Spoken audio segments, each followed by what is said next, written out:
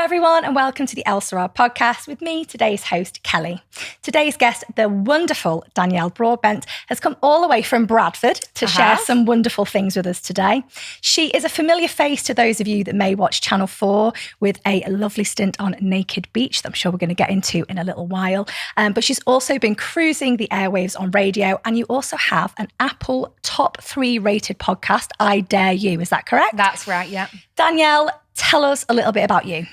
God, where do we start? So everything you've just said. Mm-hmm. But yeah, in 2018, I went off to Mykonos to film a show called Naked Beach, which were really out of my comfort zone, to be honest. So I'm not married, but I am kind of a wife. Okay. 17 years, no ring yet. Oof. 2 children. And, I'd lost myself along the way. I became, someone's partner, someone's mum. But before all that, I was quite an outgoing, lively character. And I had a passion for a programme called Towie, The Only Way is Essex at the time. So I got invited to do some extra work on there, which were great, which then led me on to being invited to do this show called Naked Beach. Which we can't confuse with Naked Attraction. We cannot, because you've not had your boobs out on telly yet. Well, kind of, but I had my back turned. Yeah, I did, but I bribed him not to show that angle. But yeah, I got told about this show, and I sort of said to Mike, my other half, I don't want to do this because normally I'm in the background. Being on a show and being the centre of attention on a show. Years ago, I'd have been like, sign me up. But at that point, I thought, I'm too fat for this. That's honestly where I were at. So Mike went, why don't you just go and you just a flight away home, just go, So anyway, next thing I knew, 4 days later, I were in London having intense therapy, because this show, Naked Beach, was about, people combating body hang-ups. Mm-hmm. So mine was obviously a weight thing. I was on the show with a girl who had alopecia, somebody who had, they'd had cancer and had to have a breast removed. One of the hosts had an accident and he lost his arm. There were lots of things on there where people had everyone's body were different and people had different insecurities about it. So I went on there and it was the best thing I ever did. Danielle, the Danielle everyone knew and loved came back. And since then I've tapped into radio. I've done a podcast which started in lockdown, which were amazing.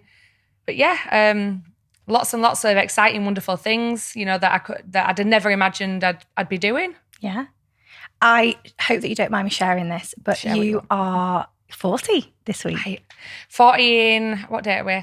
What day is it? 5th of July. Yeah, so 2 weeks, yeah. 2 weeks. 39 point something days. Clinging on to it, yeah.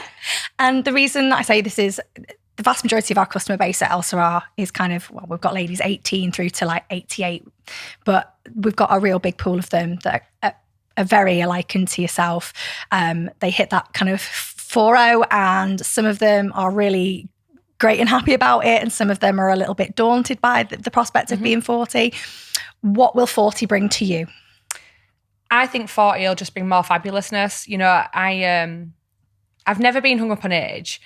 I just think it's how you feel. It's all a mindset, and I'll tell this to, not even about age, about anything in life. Everything's a mindset.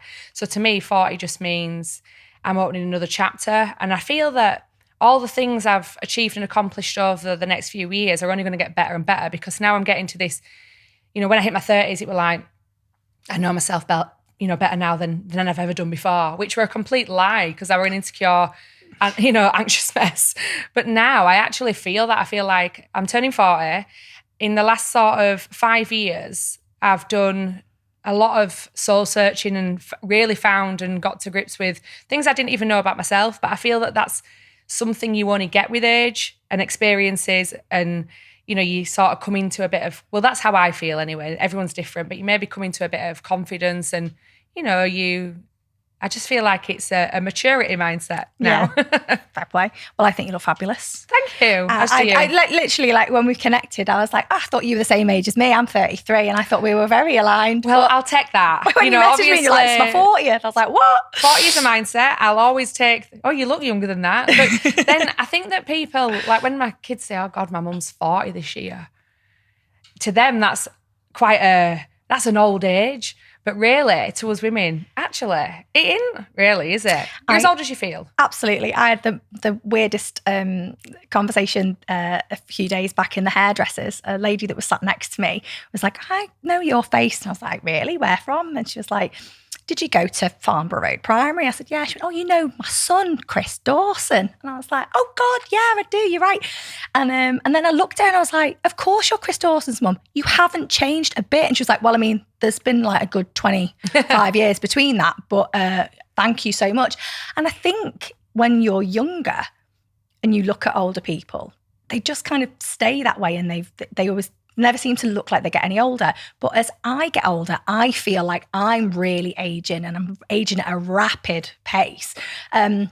But like I say, it's so strange, isn't it? The way that people perceive age in different ways. I mean, I won't lie. You notice a few differences about yourself. Like, on some pictures, they take a few more takes. Yeah. Thank God we don't have them throwaway ones anymore where you just have to wait for them to get developed. No, I went to a wedding recently. They had those. Do you know how much they are now for a disposable camera? £25. Oh my God. So the highlight when I was like 18, it'd be, are we going to get one of them £5 throwaway cameras to go, Kodak cameras. Yeah. And, you just take the picture, but you wouldn't even question it because, Do it again with a flash on. But now it's like, put a flash on. Someone's shining your light on me. It's all sorts of things now that you wouldn't have even thought about back then. But, like maybe getting ready takes a bit longer. Yeah. Or maybe like we were in a bar a few weeks ago and we did sort of say, wow, I feel a bit old in here. Yeah. It's just, it's life experiences, isn't it? It is. But yeah, fully embracing the 40s. Good. So you should. Taking it back to the whole selfies and Kodak cameras and things like that. I think the reason behind the pictures now and the way they have to have so much editing to do on them is social media and the perception that people have with social media. We have got a really big platform when it comes to social media. Our Instagram page, our Facebook page, they're always open. We try to put as much kind of unfiltered, educational, inspirational content as we possibly can on there. But every now and again, you do see something pop up, which you do think, oh, that could be a little bit detrimental to a young girl or someone that maybe are likened to the people that were on Naked Beach with you, may see and think, oh, that doesn't make me feel particularly great. What's your stance when it comes to social media? I think social media can be a really wonderful thing if it's used the right way. I do think it's very dangerous in other ways. I think, there's so many positive things about social media, but it depends a lot on as well what mindset you're in and what accounts you follow. So I were following, like, I'm not saying there's anything at all wrong with Kardashians. They've earned a lot of money and they've been successful, but I don't have the disposable income to have surgeons and, I don't know, butt implants if that's what they've had and, and do all them things. And, I don't have, luxurious brands. I've had a few brands send me things, but, I don't get all my holidays free and I don't get all my clothes free and I don't, not everyone can live that lifestyle. Yeah. So I think if you're following accounts where it starts to make you feel a bit shit and you're like, I want that life. And then you start looking at your life and thinking, this is really crap. It's like, maybe you need to start following more people who are a bit like you, or maybe following people that you aspire to be like, but in a positive way. So I've a very close friend, Felicity Haywood, who I met on Naked Beach. But even before I met her on Naked Beach, I was following her account because I had not seen anyone with a big social media following my size. Everyone were tiny. So like I say, I were really into The Only Way is Essex, and there were only Gemma Collins on that show who, were a bigger girl, really. The rest of them were tiny, but... And she owned it. She owned it, and she's probably got now more followers than any of them. She's probably done better on that show than any of them. But I always found, like, with... The bigger girls were always the underdog, in social media and on programs and stuff, and it were always seen, to be socially not a great thing if you were bigger. But I think the world's changed a lot from that. But I do think social media plays a big part. And now that social media has kind of got behind the curve sort of wave, and, and there's more brands now being open-minded to producing, plus size clothing and things, it's having a positive impact. It's not, there's still a lot of work to do, but it's getting better. But I definitely think that social media can play a massive part in negative feelings for mental health if you are not in the right mindset. Yeah. For sure. Yeah. And I would hate now to go back to my teens and be a teenager in high school trying to live up to all these expectations on social media, on how I look, on any photographs I post, on anything physically that I do being recorded and posted. Oh, it's just too much. No, I agree. We really try to inspire with the Elle Sera page, but with realistic expectations. Like you've just said, we don't use models. We use our real customers within our campaigns. The reason being, like you say, not everyone can afford to have aesthetics, to have treatments, to go and have that weekly facial peel that they need to have, or to go and afford to buy the best clothing. But what we try to do is promote a really healthy sense of well-being, to make sure that your hormones are in alignment, because that also leads to a multitude of things. And to give our ladies that positive page that they can engage with. So I hope that you have found that when you've seen our and it's refreshing to see something relatable. It's refreshing to see normal people on Instagram pages, on adverts, on billboards, on anything, because that is real, that is reality. That is ASOS have recently, well, not recently, they've been doing it a while, but they're now showing, curvier girls in their clothes and what they'll look like. Because a lot of brands still, they'll show you a dress on, I don't know, maybe a size 10, but it's available right up to a size, 30. And it's like, well, that's not what I'm going to look like in that. Yeah. And the audacity of the dress to come and I don't look like her, So it's like, it's about time that a lot of brands and social media pages and, the world in general caught up with that people do have cellulite, people do have spots, people do have, just show us real people and you'll probably sell a lot more product. That's as simple as that. Authenticity is where it's at. It sells. I completely agree. We don't use celebrity endorsements with Elle Sera. We get countless celebrities, well, not celebrities, their management, as it were, reaching out to us, such and such a person would really like to try your product and talk about how great it is.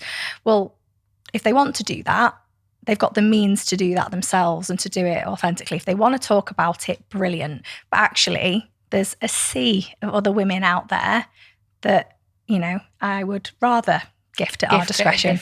Yeah. There are some women out there that genuinely can't afford, and we're an inexpensive product in the scheme of hormonal imbalance and the supplements that are out there on the market. But we understand, we try and make it as cost effective and affordable for people for the reasons that you're listing. Not everyone can afford, They can't, and not everyone can live up to that lifestyle or have the means to, or have the confidence to, it's not everyone's got the same, privileges and luxuries. And I just think that if you are following them sort of social media accounts, you yearn to be more like that. And then the effect it will have on your hormones and things and the way you feel about yourself is just soul destroying, really. So, follow people that make you feel good and, try and engage with brands that, maybe are affordable to you and, and still do the same job just as good, Yeah. And sometimes it's not even about the product. We offer an ear. We're an ally to any woman. Any man, actually. We get a lot of men that will reach out to us and want to talk about their partner's hormones, which I am like the biggest advocate for. That is, yeah. It's music to my ears when a guy comes to me and goes, "Oh, I'm really sorry." I'm saying he comes to me. It's on an email, but I can hear his voice. "I'm really sorry to bother you. My name's Steve. My wife's going through the menopause. Having a nightmare with her." Yeah, she wants to batter me all the time. What's your advice?" Steve, you and everyone that's a partner of someone that's going through hormonal imbalance, you are welcome in my inbox anytime. Never think that Steve it's cares about that. Exactly. Everyone needs a Steve. They do. care about the women in your life. So partners, it's a welcome inbox to me when a partner reaches out and they want to know, and it's so what can I do to help? That men actually do that, because very much like with your partner though. I mean, how many partners do you know that you go, I'm going to go on a program called Naked Beach, and him go, you go girl, off you go. Yeah, I might have to, get naked. It's fine. It's fine. It's fine. It's great. So we need more supportive partners. I was that unconfident. He probably thought it's close, I'm going to get to see it. Oh, bless him. So furthering on from the comments that you say in regards to curves are being more widely accepted, it's a great thing. There's progression everywhere. ASOS are really embracing it. I know that there's a lot of campaigns at the moment. Dove is one of my all-time favourites. They are really at the forefront in their campaigns of showcasing that not everyone is a one size fits all. There's lots of different shapes and sizes. We all look very different, but internally we've all got the same wants and needs. A lot of our ladies will reach out to us. Hormonal imbalance, libido, brain fog, energy levels. The biggest one, and the one for me that is a really subject, is weight. Because when one woman is telling me, I've tried everything, I desperately want to lose weight, for me, I'm not comfortable saying to that person, are you sure that that's exactly what you need to do, or do you need to work on you and the way that you feel internally first? Yeah. Weight is something that comes from a great lifestyle. It comes from, putting the right things into your body and things like that.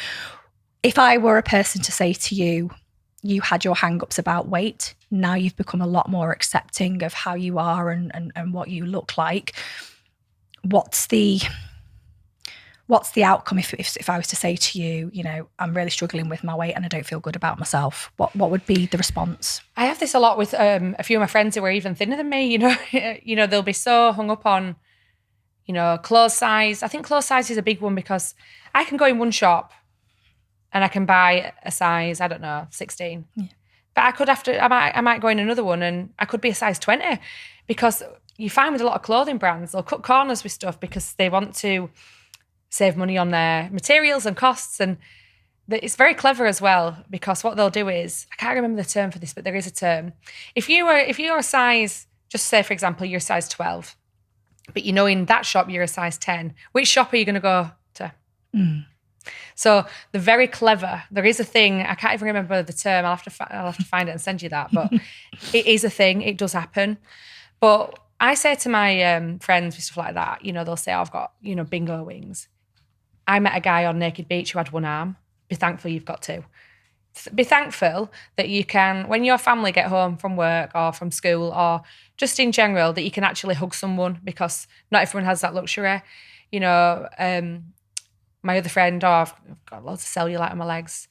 Your legs are there to walk and to dance with. They're not to be, oh my God, look at that. Just be thankful that you can use them.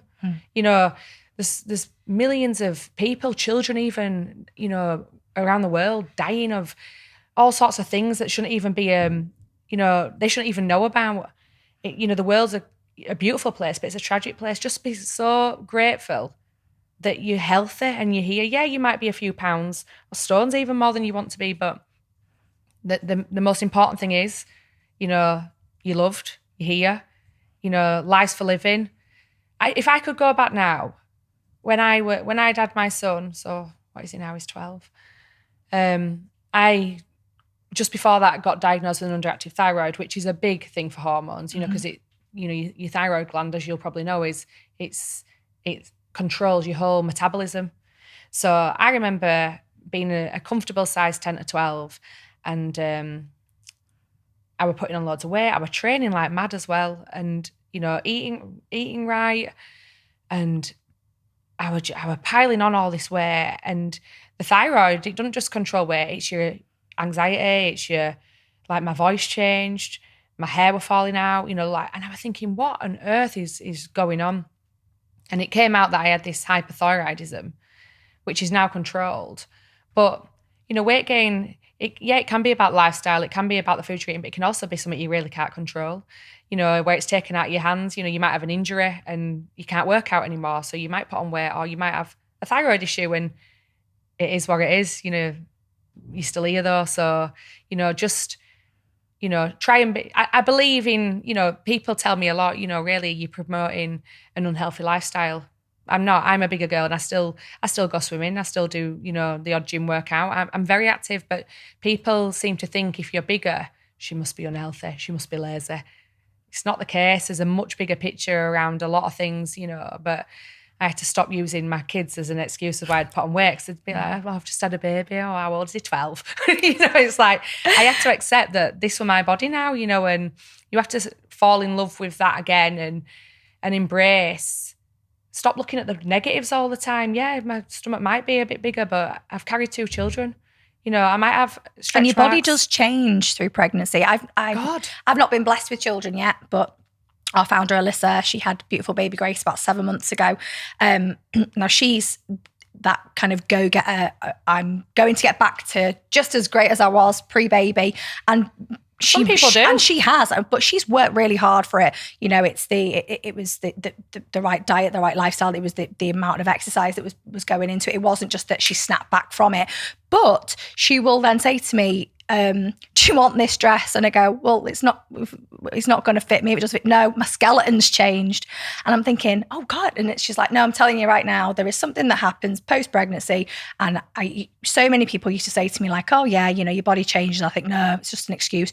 I get it now. Childbearing my body has changed, but very much like what you're saying, look at what she got at the end of it. She got this beautiful baby. You've got 2 beautiful babies. Healthy babies. Healthy Let's ones. be grateful. Let's look at the blessings and have gratitude about that, because, you know, you could go on forever and say, yeah, but look how big I am. Yeah, but look what you've got. Or, you know, yeah, you know, like I said, I've got cellulite on my legs. Yeah, but you can use them. You know, it's like, stop. Yeah. Positive mental attitude is something you are really big on. Massive. I've learned that from, obviously this is the first time that we've met face to face, but you know, through the conversations that we've had and looking through, you know, your content and your podcasting and your shows on the radio, you are a real half full, probably actually 3 quarters full. Everything's so bubbly and positive, and it's so welcomed, because it's not always like that, especially within the realms of, you know, females talking candidly about hormones. What are your future plans? Because I know that you're quite passionate about sharing that positive attitude with people. Yeah, I just wanted to, after I did Naked Beach and I'd gone through this like transformation of my mindset, because I realised actually it was on Naked Beach that I realised it's my mindset that needs to change, not my body as such, it's my mindset. So when I started doing like workshops on what I'd learned, and you know, I didn't want any more women to be going into shops like I were and not being able to find the size and feeling really crap about it and thinking I need to change. Well, no, you don't. It's society that needs to change. It's the brands that need to change. You know, I wanted to spread that message as much as possible, like that self-acceptance and that real, you know, you're never going to be, our bodies will be different. You know, nobody's the same. And just embrace that uniqueness about yourself. And I just wanted to spread that positivity and that message and get as many women and men feeling body confident and feeling like, you know, I am worthy of that job. I am worthy of that relationship. I am worthy of earning good money. You know, like, so then I thought, well, we went into lockdown. I've always wanted to do presenting. I've always wanted to do this. I thought, I'm going to start a podcast. Now, having that time, you know, to do it were unreal. But what I learned from that is the podcasts were really well received. It were in UK top 10 charts 3 or 4 times. And I thought, now I've got this mindset, I can actually do anything I want. You know, I'm going to go to radio. So I contacted a few stations, got onto the radio, and it were like, this is, I mean, I'm a big believer in like manifesting, universe, all that. You know, I'll walk out, shower and say, thank you, universe. Like literally, I am big on it. And it has, have you read the book, The Secret, or watched the documentary? It changed my life, that, you know, and I just think if your mind's there, you've already, you can see the finish line, just keep going. And you can honestly achieve anything. So whether, you know, you're insecure about weight or it's something else, or you just don't feel right, you know, really do tap into like, you know, like podcasts that are breed positivity, books, people, you know, on Instagram or you know, there's loads of like, your friendly Anne Brown does them, doesn't she? What are they called? Retreats. Yeah. Do all that, you know, because you've got to invest in yourself. If you want a certain result, it starts with you. You know, there's no point me trying to fill everyone's cups up full if I'm feeling empty myself. It's got to start from within. You know, you are your biggest investment. So, you know, invest in yourself. I don't think that I could add any more positive amazingness to that. No, but you've just said there, I mean, that the comment there where you say you can't pour into other people's cups unless you're full yourself, that's a mantra that I think every woman really needs to think about. Exactly. Whether they be hormonally imbalanced or not, whether they be happy within themselves, whether them not be happy within themselves. If everyone just takes a step back to think, is my cup full? And if it's not, start on that. Yeah, and invest in yourself. And another thing I'll say is, which I say a lot, do not ever let your mind bully your body, because it does. Your mind is such a weapon, and you've got one little person on your, oh, you can't do that, you can't wear that, and one that's like, yeah, you're the biggest cheerleader. Your mind can bully your body. So don't let it. I won't. I'm going to wrap up because everything that you said was just so eloquent and beautiful and very inspiring. And I want to leave everyone on that inspiring note. You are off on an amazing holiday to celebrate your 40th. I am, and I'm going to wear a bikini. You're going to wear a bikini and you're going to look great doing it. We're going to put some links to your podcast, to how people can follow you on social media. And if they've got any direct questions, I know you very much like me are an open book. Mm-hmm. The DMs are always open if people want to talk to you. How can people reach out to you, Danielle? Mainly on Instagram, to be honest, which is Danielle.Broadbent. I also have email, Danielle_B@live.co.uk. Mm-hmm. I'm not really big on Twitter, so I'll leave that one there. Really Instagram mainly. Yeah, Instagram's a nice platform. It's not getting as badly censored as the other ones. We'll see how we go. We'll see if we can talk about dry vaginas this week, and Meta lets us get away with it, but we'll see what we can do. Danielle, it's been an absolute pleasure to meet you. Thank you so much. I've got a big smile on my face, and I'm sure all of our listeners will as well. Happy 40th, and thank you so much for joining me. Thank you for having me.